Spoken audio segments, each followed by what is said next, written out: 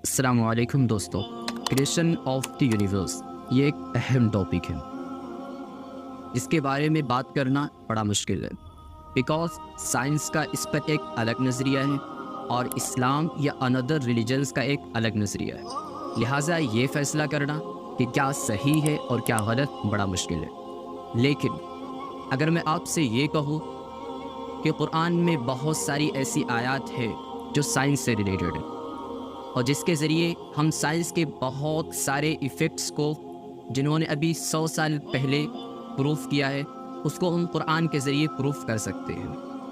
چلو ہم آپ کو اسٹیپ بائی اسٹیپ پروف کریں۔ like rubber. Regarding a question that the scientists tell us that the Big Bang is latest a book process said that God, taken. bah humbug. He can prove the non-existence of stable, God. therefore might collapse.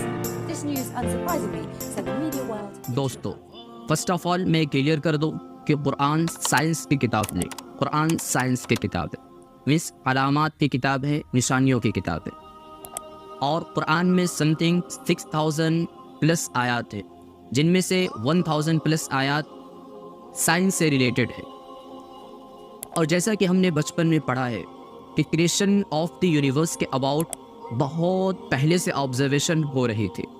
After that 1929 میں ایک American ایسٹرونامر جس کا نام Edwin Hubble تھا، اس نے telescope کے ذریعے یہ آبجیکٹ کو آبزرو کیا اور اس نے بتایا کہ آبجیکٹ ایک دوسرے سے دور ہو رہے ہیں، لہٰذا اگر ہم ان کو دیکھیں گے تو یہ کبھی نہ کبھی ایک سنگل پوائنٹ سے اسٹارٹ ہوئے ہوں گے، پھر ایک بہت بڑا دھماکہ ہوا اور ساری چیزیں وجود میں آئیں جس کو ہم بگ بینگ کہتے ہیں۔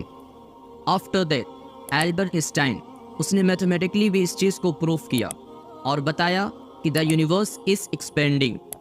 تو جب میتھمیٹکلی اینڈ فزیکلی دونوں طریقے سے یہ پروف ہو گیا کہ یونیورس اسکرپٹ ہو رہی ہے، یونیورس پھیل رہی ہے، تو لوگوں نے سوچا کہ اگر ایسا ہوا ہے تو بگ بینگ کی باریک سی نوائز یا ریڈیشن ابھی بھی کائنات میں موجود ہونی چاہیے۔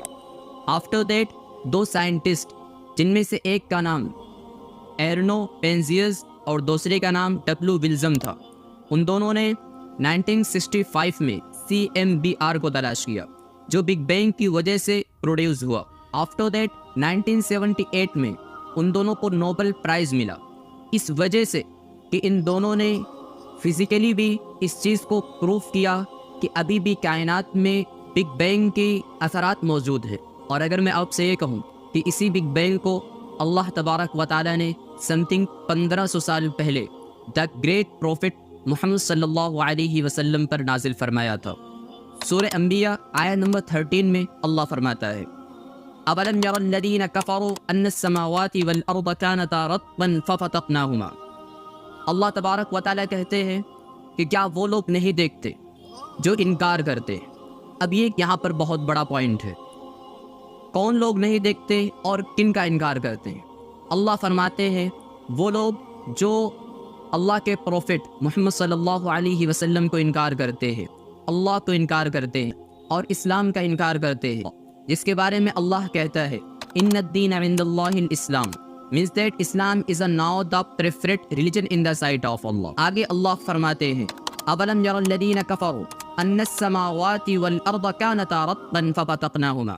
اللہ فرماتے ہیں کہ یہ زمین اور آسمان جب ایک تھے، ایک پرائمری نیبیولا تھے، آفٹر دیٹ ففتقناهما، اللہ نے ان کو الگ کر دیا، پھاڑ دیا، اور اس کے بعد بگ بینگ ہوتا ہے۔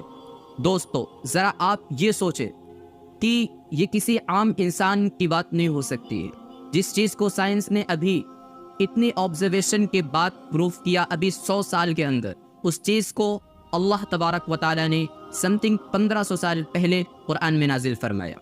دوسری چیز کہ پہلے کے لوگوں کا نظریہ تھا کہ یہ زمین چپٹی ہے، لیکن فرینسک ڈریک نے پروف کیا کہ یہ زمین گول ہے۔ اور اگر میں آپ سے یہ کہوں کہ اس کا بھی ذکر اللہ سبحانہ و تعالیٰ نے سم تھنگ 1500 سال پہلے قرآن میں کیا تھا۔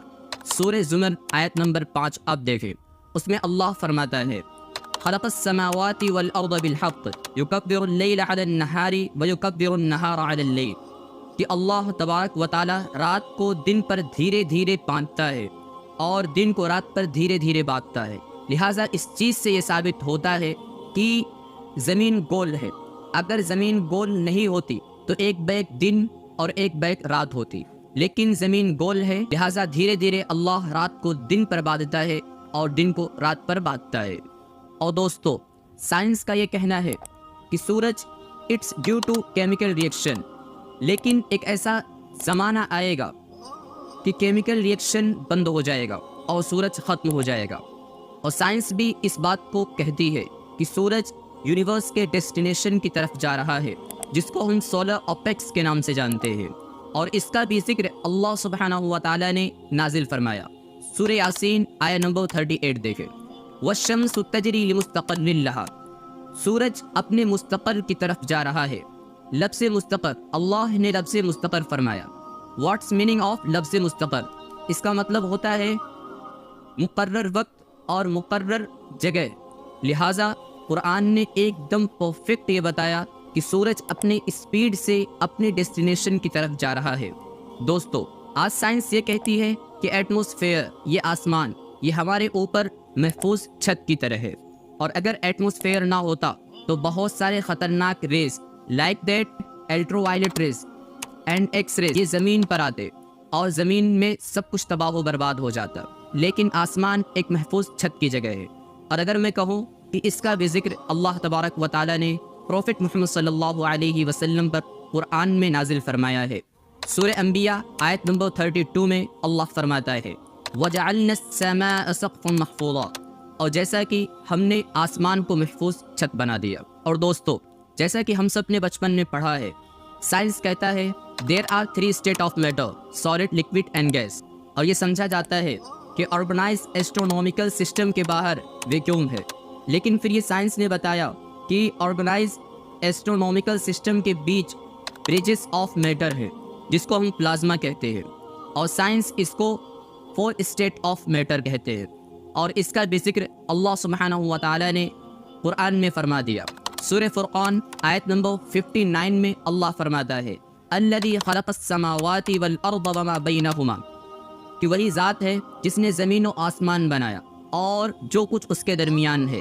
Means 4 state of matter, solid, liquid and gas کے علاوہ جس کو ہم پلازما کہتے ہیں، اللہ نے اس کا ذکر قرآن میں فرمایا.